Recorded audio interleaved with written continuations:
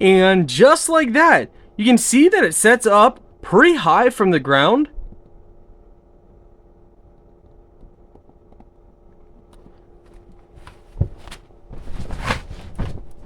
Overall, it inflated, I would say maybe a minute and a half, give or take.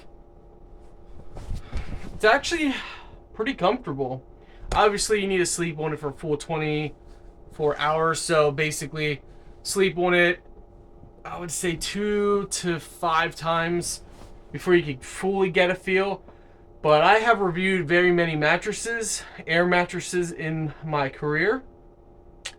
And you can kind of get a feel right away from something.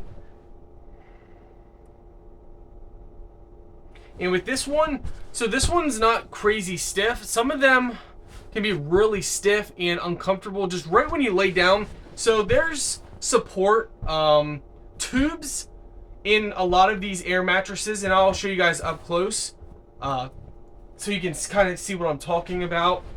And sometimes these tubes can be very uncomfortable because they're supposed to act as support, but sometimes they're uncomfortable. With this one, I don't feel it being uncomfortable.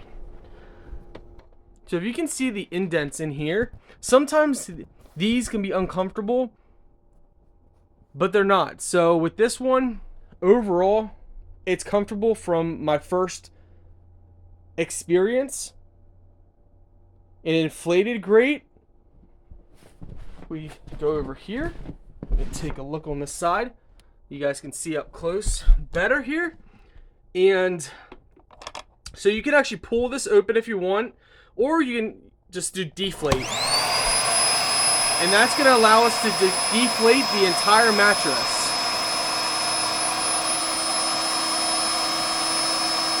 You can probably see it slowly coming down.